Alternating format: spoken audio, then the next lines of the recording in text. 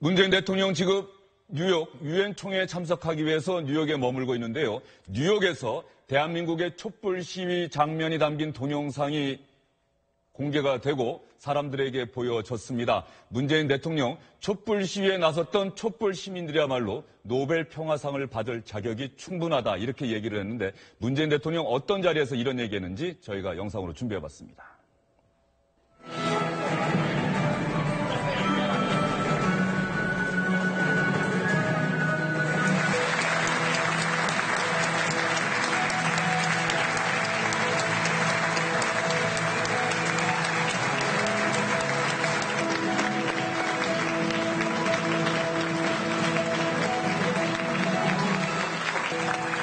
나는 먼저 이 상을 지난 겨울 내내 충광장에서 촛불을 들었던 대한민국 국민들께 바치고 싶습니다.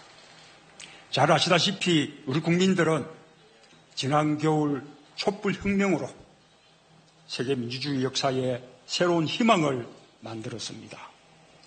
가장 평화롭고 아름다운 방법으로 위기에 빠진 민주주의를 구하고 새로운 정부를 출범시켰습니다. 나는 촛불 혁명으로 태어난 대통령입니다. 나는 이렇게 평화의 힘을 전 세계에 보여주고 세계적인 민주주의의 위기에 희망을 제시한 대한민국의 촛불 시민들이야말로 노벨 평화상을 받아도 될 충분한 자격을 갖고 있다고 생각합니다. 네, 나는 촛불혁명으로 태어난 대통령이다. 문재인 대통령 분명히 이렇게 강조했습니다. 이상일 전 국회의원, 윤태권 더모아 정치분석실장, 그리고 SBS 보도국 정치부의 이세영 기자 함께합니다. 세 분 어서 오십시오. 안녕하세요. 먼저 이상일 의원님, 문재인 대통령이 받은 세계 시민상이라고 하는 상이 어떤 상이죠? 예, 미국의 아주 영향력 있는 싱크탱크 애틀랜틱 카운슬, 우리말로 하면 뭐 대서양 협의회 정도로 번역할 수 있는데 거기서 2010년부터 세계 민주주의와 이 시민 의식을 함양하는데 기여한 분들에 대해서 상을 주는데요. 뭐 헨리 키신저 전 미국 국무장관 뭐 이런 분들도 상을 받았고 지금 문 대통령께서 23번째 수상자가 되는 걸로 알고 있습니다. 올해의 경우에는 중국의 그 피아니스트 랑랑, 그다음에 캐나다의 토리도 총리 이 세 분, 그 문 대통령 해서 세 분이 받는데 나름대로 저 상은 굉장히 의미가 있다고 생각을 하고 오늘 저 90초간 저 영상을 틀어주면서 문 대통령이 지난 대선 과정, 그리고 집권한 이후에 활동했던 과정을 스크린으로 보여주고 연설 기회를 주는 저 자리입니다. 그래서 촛불의 의미를 상당히 강조를 하셨는데, 정말 저는 그런 생각을 해봅니다. 그 촛불 혁명이라는 것이 정의와 민주화 통합의 의미를 갖고 있다면 문 대통령께서 저 초심을 잘 유지해서 대한민국을 좀 더 나은 나라로 한 단계 도약을 시켜주시길 바라고 약간 좀 부족해 보이는 측면은 이 통합이라고 생각합니다. 그래서 그런 쪽에도 좀 많은 앞으로 정책적인 개발도 하셔서 중점을 좀 두셨으면 좋겠다 이런 생각입니다. 윤태권 실장에게는 문재인 대통령이 연설하는 장면이 나오는데 조금 전에 연설 내용 중에 말이죠. 촛불혁명으로 태어난 대통령이다. 촉불 시민이야말로 노벨 평화상 받을 자격이 있다. 이 연설의 의미 어떻게 평가하십니까? 전 이게 지금 뉴욕에서 유엔 총회 중이잖아요. 이 와중에서 저 상을 받은 게 좀 더 의미가 있다고 생각해요. 실용적으로 볼 때 세계적으로 관심이 집중된 상황에서 말하자면 이제 문재인 대통령 한국의 브랜드를 세일즈할 수 있고 이 세일즈가 돈뿐만이 아니라 지금 안보 상황이 아주 안 좋은 상황에서 한국의 어떤 권위를 높이는 것 그리고 문 대통령이 첫 번째 방미를 했을 때는 그 장진호 전투 그리고 흥남 철수를 강조하면서 내가 그 피난민의 아들로 2년 후에 태어났다 해서 미국 조야에 상당히 이제 많은 관심을 불러일으켰지 않습니까? 두 번째도 이 정도면은 히트죠.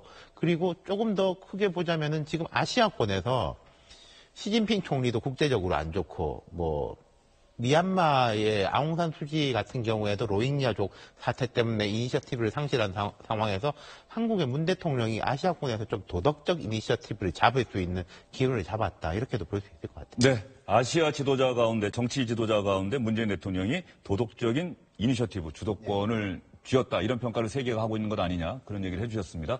문재인 대통령 연설 내용 아마 많은 분들이 인상적으로 들으셨을 것 같습니다. 문재인 대통령의 연설 내용이 정말로 깊은 울림으로 남기 위해서는 문재인 대통령이 촛불 들었던 그 민심을 받들어서 국내 정치도 더 효과적으로 꼭 성공을 해야 되지 않을까 이런 생각이 듭니다. 국내 정치 소식 본격적으로 전해드리도록 하겠습니다. 어제 이 시간에도 전해드렸습니다만 이명박 정부 당시 국가정보원에서 이른바 문화예술계 블랙리스트 작성했다. 박원순 제안 문건 작성했다. 이런 내용들이 국정원에서 공개가 되면서 검찰 수사로 이어지고 있습니다. 그런데 검찰에 출석한 피해자들이 하나같이 공통적으로 지목한 이름이 있죠. 바로 이명박 전 대통령입니다. 이명박 정권 시절에 있었던 광범위한 사찰과 또 엄해에 대해서는 그야말로 국가의 근본을 허물어뜨린 그런 중대한 범죄 행위라고 생각하고 있습니다. 대통령에게까지 보고되었다고 생각할 수 있는 이런 근거들이 드러났기 때문에 오늘 고발을 하게 된 것입니다. 국정원이 이 블랙리스트 부분에 대해서 이명박 대통령께 직보를 했다라는 게 확인이 된 거잖아요. 그렇다면 이 사건 전모를 밝혀내면서 동시에 이명박 전 대통령도 직접 소환 조사를 할 필요가 있다. 그 점을 강조하려고 합니다. 저는 이명박 전 대통령이 정말 그 부끄러움 없이 이 백주대낮에 거리를 활보하고 있다는 이 현실이 정말 어이상실이라고 생각을 하고요. 이명박 대통령을 비롯해서 그 밑에 어느 범위까지 갈지를 지금 고민하고 있고요. 그래서 개인적으로도 민형사 고소를 할 생각이고. 검찰이 지금 본격적으로 수사를 시작한 상황입니다. 여기서 궁금한 것은 이렇게 되면은 검찰 수사가 이명박 전 대통령까지 가는 것 아니냐, 충분히 이런 전망 나올 수 있거든요. 이명박 전 대통령 측에서는 어떤 반응 보이고 있는지 궁금합니다. 네, 지금 제기된 박원순 시장 제안 문건뿐만이 아니라 4대강 감사 또 언론 장악 문건 또 군 사이버 댓글 부대 관련해서 계속해서 저희가 이명박 전 대통령의 측근에 전화를 해서 반응을 알아보고 있는데요. 예. 그때마다 이제 하는 말은 똑같습니다. 공식 대응할 가치가 없다라는 것입니다. 이명박 전 대통령은 그런 보고를 일일이 받을 만큼 한가하지 않다. 그러니까 박원순 시장을 어떻게 하겠다, 또 김미아 씨를 어떻게 하겠다, 이런 거를 사전에 보고받을 만큼 대통령이란 자리가 한가하지 않다. 그래서 이렇게 계속해서 고발, 고소를 하는 것에 대해서 상당히 불쾌하고 당황스럽다. 그런 입장입니다. 예, 이상현 의원님. 그런데 말이죠. 네. 어쨌든 이번에 처음 촉발된 게 원세훈 전 국가정보원장 아니겠습니까? 네. 이른바 댓글 사건. 네, 근데 원세훈 전 국가정보원장은 당시 이명박 대통령. 네. 정기적으로 1대1 대면 보고하지 않았습니까, 당시? 네, 당시 그 보고는 정기적으로 하고 그랬던 걸로 알고 있습니다. 그 전 정부에서도 그랬는데요. 사실은 국정원의 업무가 굉장히 중요하기 때문에 비공개 보고가 있는 걸로 알고 있는데 그 보고 자리에서 어떤 이야기를 주고받았는지는 확인하기가 쉽지 않겠죠. 수사를 한다 해도 그게 드러날지는 모르겠습니다. 그리고 어떤 흔적이 남아 있을 가능성은 없다고 봐야 되겠죠. 그러나 지금 현재 국정원 내부에 그 적폐청산 TF가 만들어져 있고 그쪽에서 먼저 문제 제기를 하고 관계자들이 검찰에 수사 요구를 하고 고발하고 이렇게 해서 지금 진행이 되고 있는데 그 TF에서 발견되는 문건들이 만약에 그런 것들이 나온다면 앞으로 이명박 전 대통령에 대한 수사의 하나의 단서가 될지도 모르겠지만 현재까지는 그게 안 나오고 있는 상황인데 단지 청와대에 보고했다라는 이 문건을 가지고 이명박 대통령을 바로 겨냥할 수 있느냐의 문제가 있는 거죠. 그러니까 청와대의 관련 관계자들끼리 협의하는 수준에서 끝났을 수도 있는 거고. 근데 박근혜 전 대통령의 경우는 좀 다른 것이 예컨대 블랙리스트와 관련해서는 김종덕 전 문체부 장관이나 청와대의 정무비서관 이런 분들이 대통령이 그런 취지로 블랙리스트를 만들라는 지시가 있었다고 해서 지금 그 분야에 대한 수사가 들어갔고 재판이 진행 중인데요. 지금 유무죄 여부는 어떻게 나올지 모르겠지만요. 근데 지금 이명박 전 대통령과 관련해서는 아직 2단계까지는 안 왔다는 이야기죠. 그런데 지금 여권 내부에서는 지금 민주당의 중진 의원들이나 많은 분들이 지금 이거는 단정적으로 이명박 대통령의 지시에 의해서 조직적으로 이루어진 거라는 식으로 지금 말씀을 하고 있고 지금 피해를 입은 분들도 이명박 대통령을 고발하고 있고 그러니까 이명박 전 대통령 쪽에서는 상당히 좀 긴장을 하면서도 지금 우리 이 기자 말씀하신 대로 뭐 공개적으로 이거를 대응할 이유가 있느냐 뭐 대통령이 그렇게 그 일까지 다 관여할 정도로 한가하지 않다 이런 반응을 보이고 있는데 앞으로 수사가 어떻게 진행되는지 좀 지켜봐야 될 것 같아요. 윤태곤 실장은 어떻게 보십니까? 또 전직 대통령이 검찰청에 소환되는 모습을 우리 국민이 봐야 하는 걸까요? 보게 될까요? 이 질문이 어떤 이상할지 모르겠습니다만. 두 가지 면이 다 있는 것 같아요. 이 의원님 말씀하신 것처럼 사실은 역대 국정원들이 뭐 거의 매 정권마다 사고가 났지 않습니까? 북풍 사건도 있었고 뭐 도청 사건도 있었고 했는데 어찌됐든 원장선에서 다 끝났어요.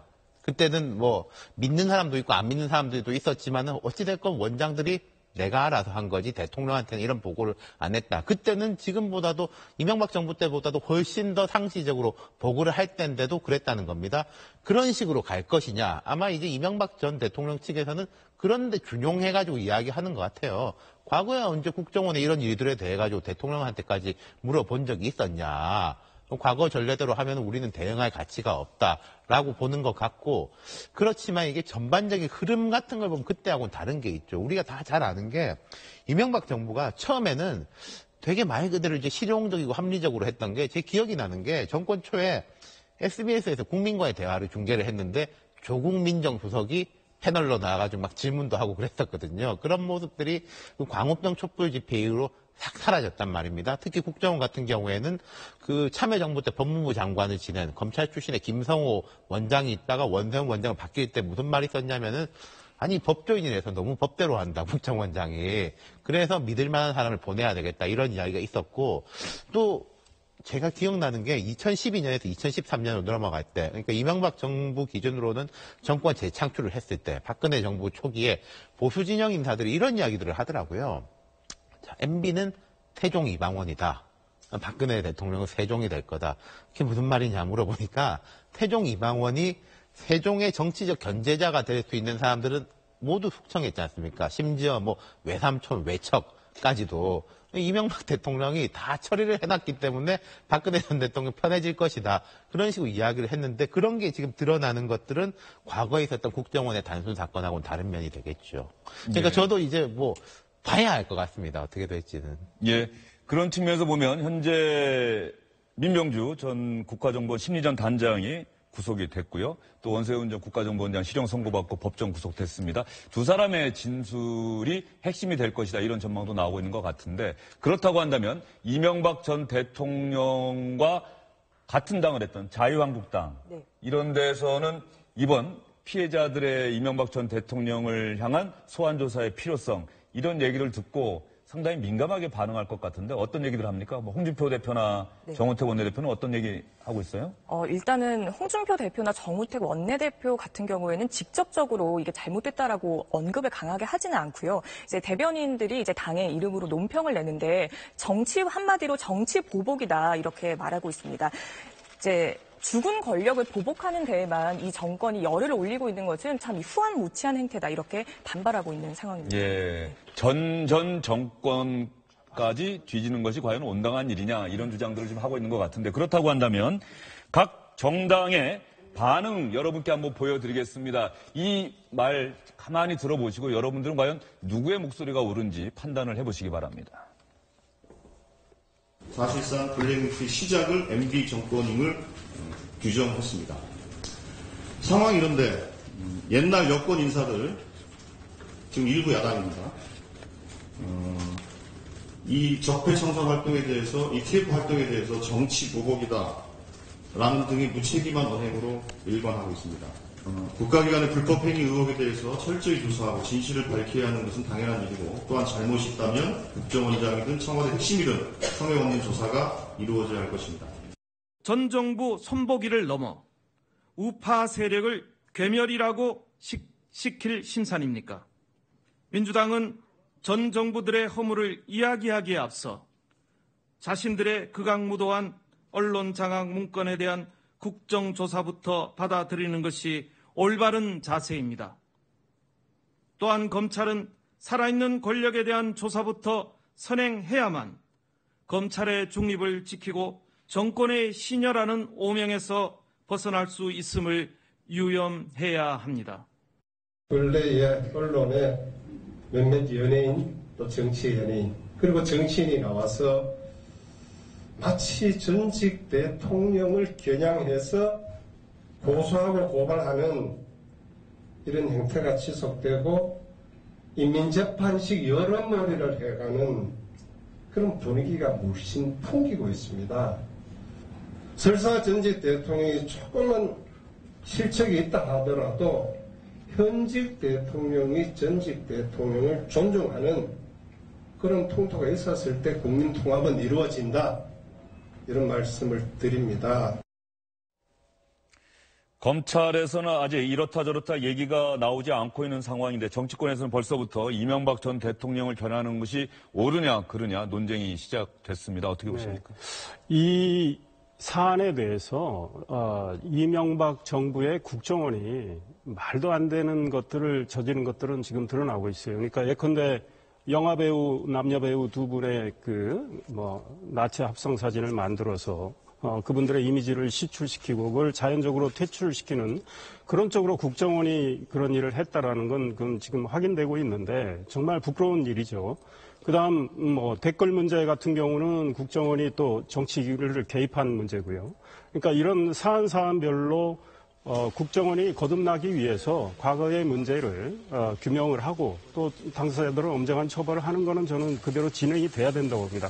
다만 이것들을 어떤 정치적인 목적을 가지고 지금 어떤 단서나 증거가 나오지 않은 상황에서 전 대통령을 겨냥해서 여권 인사들이 이 문제뿐 아니고 4대강 문제, 자원비리 문제, BBK 문제, 방산비리 문제 이걸 다 파헤쳐서 만약에 전 대통령의 칼날을 들이댄다면 그거는 한풀이로 보인다는 거죠. 정치보복으로 보일 수가 있어요. 정치적으로는. 왜냐하면 이명박 대통령 집권 시절에 노무현 전 대통령이 세상을 떠나셨기 때문에 그에 대한 지금 여권에 계신 분들의 그 감정은 사석에서 저희들이 들을 수가 있지 않습니까? 근데 마치 그거를 한풀이 하는 것처럼 저는 비칠 가능성이 충분히 있다라는 거죠. 그렇기 때문에 지금 문제가 되고 있는 거를 객관적으로 규명하고 당사자를 처벌하는 문제와 이거를 좀 더 확대를 해서 지금 어떤 단서도 나오지 않은 상황에서 최고의 몸통은 마치 이명박 전 대통령이다. 그래서 예단을 해가지고 그분을 향해서 칼날을 겨냥한다. 이거는 제가 보기엔 지나치다. 그리고 앞으로 정치적인 큰 논란을 일으킬 가능성이 있고 지금 문재인 정부는 과거는 과거의 문제대로 정리를 해야 되지만 좀 미래로 나갔으면 좋겠다 이런 생각을 하고요. 만약에 이렇게 한풀이를 하다 보면 지금의 야권이 정권을 다시 잡았을 때 지금 또 문재인 정부가 잘못했던 거는 다 적폐라고 해서 또 뒤지고 또 초벌하고 이런 정치 보복이 계속 무한정으로 반복되는 거 이거는 대한민국 미래를 위해서 저는 바람직하지 않다 이렇게 생각합니다. 이상일 의원께서 그 말씀하시니까 저희 국민들이 대한민국에 살고 있는 사람들은 근원적인 질문을 스스로에게 할 수밖에 없는 상황입니다. 전직 대통령을 검찰청에 또다시 나오게 해서 조사받는 모습을 보여야 하는 것이 과연 옳은 일이냐. 무슨 소리냐. 만약에 법을 위반했다면 잘못한 것이 있다면 당연히 일반인과 똑같이 조사받고 처벌받아야 되는 것 아니냐. 윤태곤 실장 생각은 좀 다를 것도 같은데 말이죠. 글쎄요. 지금 박근혜 전 대통령이 탄핵이 돼가지고 이제 구치소에 수감돼 있고 재판을 받고 있는 마당에 어떤 전직 대통령이라도 잘못한 게 있으면은 벌을 받아야 되겠죠. 그걸 봐줄 수는 없는 거 아니겠습니까? 근데 이게 애매하다기보다 어려운 점은 분명히 있는 겁니다. 우리 눈에 보이는 거는 잡아야 되는 게 맞지만은 흔히 인지수사라고 하고 파헤치고 이런 게 있지 않습니까? 지금 드러나지 않는 것까지도 다 파헤치고 과거에 어쨌었느냐라고 다 이렇게 부처에서 뭔가를 받아내가지고 하는 것까지로 갔을 때는 지금 여권도 좀 부담이 크지 않을 것이냐. 그리고 지금 야권에서 계속 주장하는 게 아니 잘잘못을 떠나가지고 씨를 다 말리냐. 예컨대 이제 과거로 돌아갔을 때 그 이명박 정부 때 노무현 전 대통령에 대해서 그렇게 일이 된 이후에 김대중 전 대통령한테까지 이렇게 뭐 어떻게 해가지고 하려고 한다. 지금 그런 프레임을 야권은 가지고 가는 거거든요. 그런 부분에 있어서는 지금 사실 이명박 전 대통령은 박근혜 전 대통령보다도 개인적 지지율은 더 낮은 분이죠. 이 캐릭터의 특성상. 하지만 그런 식으로 박근혜, 이명박 남아있는 유일한 두 전직 대통령이 동시에 들어간다라고 하면은 보수 진영이 거꾸로 이제 뭉칠 가능성, 또 지금 정부 입장에서도 충분히 이건 정치적으로 부담이 될 수밖에 없죠. 네, 두 분 목소리 들어보면 상당수 많은 분들이 두 분과 비슷한 생각을 할 것 같은데 저는 바른정당 권오을 최고위원의 발언이 귀에 들어왔습니다. 바로 이명박 전 대통령이 당선자 시절 청와대 들어가서 노무현 당시 대통령과 만났을 때 이런 얘기 한 적이 있습니다. 전직 대통령이 예우받는 풍토를 반드시 내 손으로 만들 것이다. 이렇게 얘기를 했습니다만 노무현 전 대통령, 이명박 정부 당시 검찰 수사를 받고 받던 도중에 스스로 목숨을 버렸습니다. 서거를 했는데 이런 일을 과연 대한민국에서 살고 있는 분들이 또다시 봐야 하는 건지 이 부분에 대해서 앞으로 검찰 수사의 향방 관심을 갖고 지켜봐야 될 것 같습니다. 다음 주제는요. 송영무 국방장관입니다. 그제 국회 국방위원회에 나와서 문정인 통일외교안보 특보 개탄스럽다는 단어 사용하면서 비판을 했었는데 어제 국회 법사위원회에 나와서는 이 발언에 대해서 사과했습니다. 그런데 송영무 국방장관 엄호한 사람들은 여당 의원들이 아니라 자유한국당 의원들이었다고 합니다. 문정인 교수를 학자 입장에서 떠드는 느낌이지 안보특보로서는 적절하지가 않다. 이렇게 말씀하셨죠? 네. 예. 이건 소신이에요? 소신이라기보다도 좀 발언이 과했던 것을 제가 사과드립니다.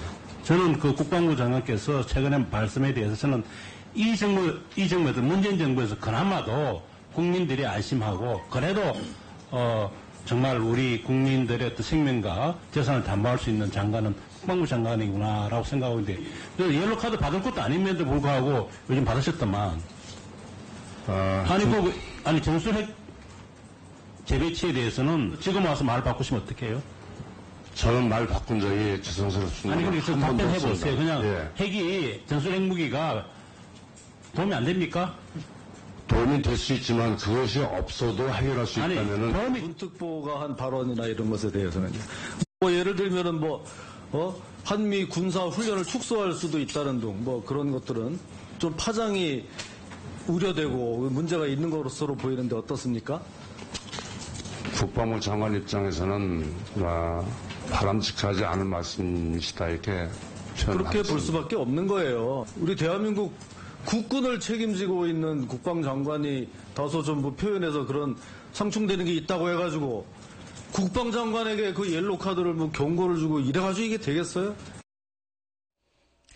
이세영 기자가 자유한국당, 바른정당 이렇게 야권 취재하고 있죠. 네. 송영무 국방부 장관 청와대에서 엄정주의 조치 받았는데 야당 의원들, 자유한국당이나 바른정당 의원들은 송영무 장관 잘하고 있는데 무슨 주의 조치냐 이렇게 지금 얘기들 하는 분위기예요? 네, 그렇습니다. 어제 제가 법사위 방금 보셨던 장면들 저도 함께 봤었는데요. 참 이게 제가 송영무 장관이 이제 후보자 시절에 청문회를 할 때도 제가 지켜봤었는데 그때는 정말 야당들이 송영무 장관이 돼서는 안 될 사람이다 이러면서 엄청나게 비난을 했었거든요. 근데 어제는 정말 달랐습니다. 정말 격려하고 응원하는 메시지가 이어졌었는데요. 예를 들면 이제 계속 잘해달라. 국민들은 장관님만 믿고 있다.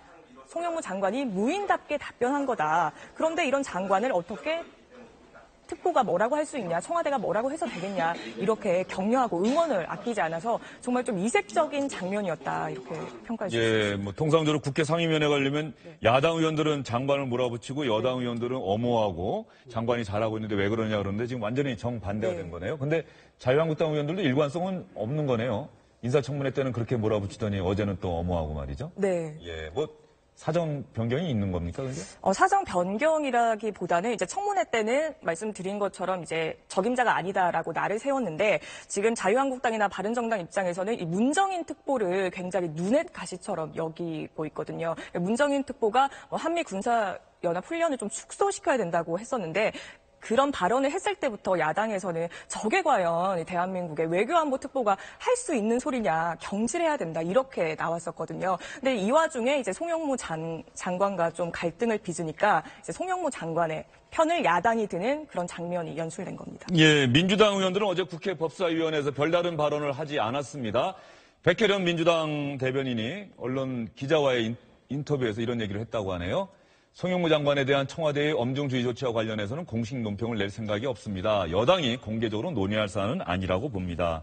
두 분께 짧게 답변 부탁드리겠습니다. 민주당이 뭔가 좀 고심하는 예, 청와대에서 이미 주의를 받은 장관에게 다시 여당이 청와대하고 같은 내용의 논평을 내야 되는데 그렇게 되면 송영무 장관에 대해서는 두 번 망신 주기고 또 우리 군의 사기가 굉장히 저하될 가능성이 있다고 판단했겠죠. 이미 청와대 경고만으로도 충분하고요. 근데 오늘 자유한국당이나 이런 야당에서는 송영무 장관이 하루 만에 경고 먹고 사과를 하고 나니까 장관이 이렇게 줏대가 없느냐 해서 장관 물러나라는 오늘 목소리가 또 나왔습니다. 그리고 문정인 외교안보 특보 해임 이야기도 나왔고요. 지금 자유한국당은 문정인 특보에 대해서는 굉장히 불만이 크고 그래서 차제 좀 해임 공세를 펴겠다는 거고. 근데 제가 이 국면에서 좀 불안하게 생각하는 건 만약에 비상사태가 발생했을 때 지금 우리의 외교안보팀이 엇박자를 낼 가능성이 여전히 있다라는 거죠. 그러니까 문정인 특보 그대로 가고 송영무 장관 그대로 가겠죠. 근데 정말 비상사태 상황에서 대통령이 지혜를 구한다면 이분들이 모여서 대책을 논의할 때 엇박자가 낼 가능성이 있고 또 혼선이 빚어질 가능성이 있다. 그래서 그거는 굉장히 불안 요인이다. 이미 한미 간에도 좀 제가 보기에는 틈이 생겨 있는 상황에서 외교안보팀 내부의 이 혼선 또 이분들이 주는 어떤 그 국민에 대한 신뢰가 부족하기 때문에 좀 사실은 걱정스러운 상황입니다. 예, 알겠습니다. 윤태곤 실장의 송영무 장관에 대한 생각 다음 시간에 들어야 되겠습니다. 오늘 세 분 말씀 잘 들었고요. 특히 매주 수요일마다 주영진의 뉴스브리핑 정치권 소식 전할 때는 현장을 취재하는 기자들이 나오기로 했습니다. 오늘 처음으로 이세영 기자가 나왔는데 다음번 출연할 때는 더 생생한 현장의 목소리 들려주시길 부탁드리겠습니다. 세 분 수고 많으셨습니다.